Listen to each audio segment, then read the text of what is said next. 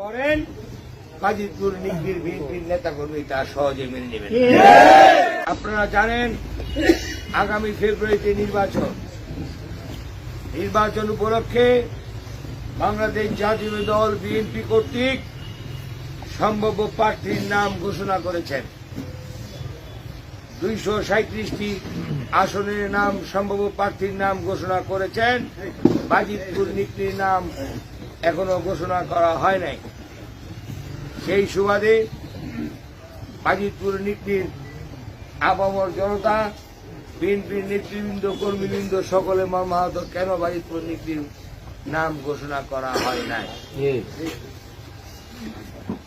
আমি আপনাদের স্পষ্ট করে বলতে চাই, 12 দলীয় জোট সহকারে আগামী নির্বাচনে বিএনপি অংশগ্রহণ করবে।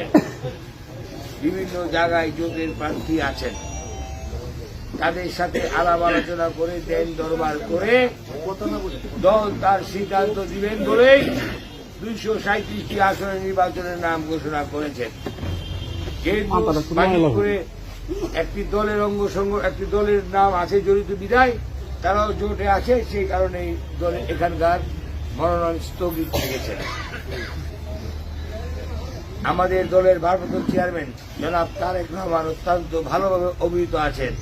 বিগত আন্দোলন সংগ্রামে কার কি ভূমিকা, কার কি মূল্যায়ন, কার কি অবদান, কার কি ত্যাগ, কার কি আত্মত্যাগ, সমস্ত কিছু বর্ণনা তার কাছে পুঙ্খানুপুঙ্খানুভাবে আছে। এই সকল নেতাকর্মী যাদের ত্যাগের মাধ্যমে, যাদের আন্দোলনের মাধ্যমে, জেল কাটার মাধ্যমে, অঙ্গহানির মাধ্যমে নিজের জীবন যৌবন দিয়ে যারা এই সন্ত্রাসী বাহিনীর হামলায়, স্বৈরাচার বাহিনীর হামলায় ঘরে ঘুমাতে পারেন নাই, ক্ষেতের লাইলে ঘুমাইছেন, নৌকায় ঘুমাইছেন, যারা জেল খাটছেন, যারা না খেয়ে রয়েছেন, সকলের কথা জনাব তারেক রহমান অবহিত আছেন। এই সকল মানুষের মনের কথা, এই সকল মানুষের মনের ব্যথা, আপনাদের মনের ব্যথা উনি উপলব্ধি করতে পেরেছেন, উনি বুঝতে পারেন, উনি জানেন। কিন্তু যেহেতু জোটগতভাবে একটি সিদ্ধান্ত হয়েছে, আলোচনা সাপেক্ষে এটা ঘোষণা করা হবে। আপনারা নিশ্চিত থাকেন, দল আমাদের প্রতি কোনো অন্যায় করবেন না। আমি অত্যন্ত ভাবে বিশ্বাস করি আমার নেতা জনাব তারেক রহমান কখনো ভুল সিদ্ধান্ত নিতে, আগামীতে উনি কোনো ভুল সিদ্ধান্ত নেবেন না। আপনাদের মনের কথা উনি জানেন, আপনারা ধৈর্য সহকারে অপেক্ষা করেন। আমি চাই আগামী নির্বাচন উপলক্ষে আজ থেকে যত কর্মসূচি হবে সমস্ত কর্মসূচি নির্বাচনমুখী হবে এবং শান্তি শৃঙ্খলাভাবে নির্বাচনমুখী হবে এবং প্রত্যেকটি প্রোগ্রাম আমরা সুশৃঙ্খলভাবে করব। আমরা দলের প্রতি অনুগত, দলের যে কোনো সিদ্ধান্ত আমরা মাথা বেঁধে নেব। তার মধ্যে আমি একটি কথা বলতে চাই, আমি একজন আপনাদের নগণ্য কর্মী হয়ে বলতে চাই, আপনারা আমার প্রতি যেই ভালোবাসা দেখিয়েছেন, আপনারা আমার প্রতি যেই সহানুভূতি দেখিয়েছেন, আমি এবং আমার পরিবারের সকলে আপনাদের প্রতি কৃতজ্ঞতা জানাই। পাশাপাশি একটি কথা বলতে চাই, এই বাজিতপুর নিকলিতে এই সংসদ নির্বাচন করার জন্য আমার থেকে আরো অনেক যোগ্য ব্যক্তি আছে, আমার থেকে আরো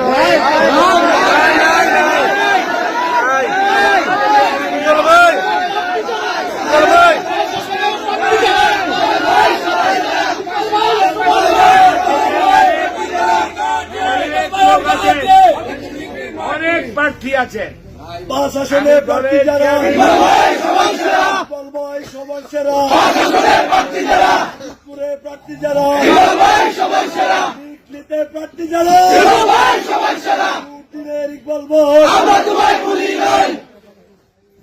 অনেক যোগ্য প্রার্থী, আমার অনেক সহকর্মী আছেন যারা প্রার্থী। আমি সকলের প্রতি শ্রদ্ধা জানিয়ে বলতে চাই, আমি দলের হাইকমান্ডের উদ্দেশ্যে বলতে চাই, বাজিতপুর নিকলির মাটি বিএনপির ঘাঁটি। দয়া করে বিএনপি ব্যতীত অন্য কাউকে মনোনয়ন দেওয়ার চিন্তা ভাবনা করবে। যদি করেন, বাজিতপুর নিকলির বিএনপির নেতা কর্মী তা সহজে মেনে নেবেন কিনা? আমার থেকে যোগ্য ব্যক্তি আছে, আমি মনোনয়ন চাই না। আপনারা যে ভালোবাসা আমাকে দেখিয়েছেন, আমি একটু অভিভূত। আমি মনে করি আমার মতন যারা প্রার্থী আছেন তাদের যে কেউ একজনকে মনোনয়ন দেন, আমি রাজি আছি। আমরা আনন্দে সব গ্রহণ করবো, কিন্তু বিএনপির বাইরে যদি কাউকে নমিনেশন দেওয়ার চেষ্টা করেন, বিএনপির বাইরে যদি কাউকে মনোনয়ন দেওয়ার চেষ্টা করেন, তবে এই আসনটি হাতছাড়া হয়ে যাওয়ার সম্ভাবনা আছে। আমি যা বলছি তা সঠিক কিনা? দয়া করে 300 আসন থেকে একটি আসন মনোনয়ন দেওয়ার আগেই বিএনপি হাতছাড়া করার চেষ্টা করবেন না। বরাবর এই আসন বিএনপি, যদি সিদ্ধান্ত ভুল করেন তাহলে আগামীতে বিএনপি 299 আসন নিয়ে নির্বাচন করতে হবে। আর যদি সঠিকভাবে সিদ্ধান্ত নেন তাহলে বুঝতে হবে বিএনপি আগামীতে 300 আসন নির্বাচন অংশ নেবে। অতএব আমি কেন্দ্রীয় নেতৃবৃন্দের প্রতি উদাত্ত আহ্বান জানাবো, সিদ্ধান্ত নিতে ভুল করবেন না। আপনারা সকলে মিলে আজকে থেকে যে আন্দোলন সংগ্রামে যাবেন, সব নির্বাচনমুখী আন্দোলন সংগ্রাম হতে হবে এবং সুশৃঙ্খলভাবে হতে হবে। আগামীতে আমরা ধানের শীষে ভোট চেয়ে আগামী সমস্ত আন্দোলন সংগ্রাম আগামীতে সমস্ত প্রোগ্রাম করব। দল এখনো কোনো সিদ্ধান্ত নেয়নি, দলের প্রতি অবমান দেবেন না। দল কখনো ভুল সিদ্ধান্ত নিতে পারে না। নিশ্চয়ই আমাদের দাবি, আমাদের প্রাপ্য আপনাদের মনের কথা প্রকাশ পাবে। অতএব সুশৃঙ্খলভাবে আমরা ধানের শীষে ভোট চাই। দলের সিদ্ধান্ত ঘোষণার পরে আপনারা সিদ্ধান্ত নেবেন আপনারা কি করবেন, ঠিক কিনা? অতএব আমাদের উশৃঙ্খল হওয়া যাবে না। আমাদের দলের প্রতি আস্থা রাখতে হবে, দলের প্রতি আমাদের অনুগত থাকতে হবে। আমাদের নেতা তারেক রহমান যা বলেছেন তা লক্ষ্য রাখতে হবে।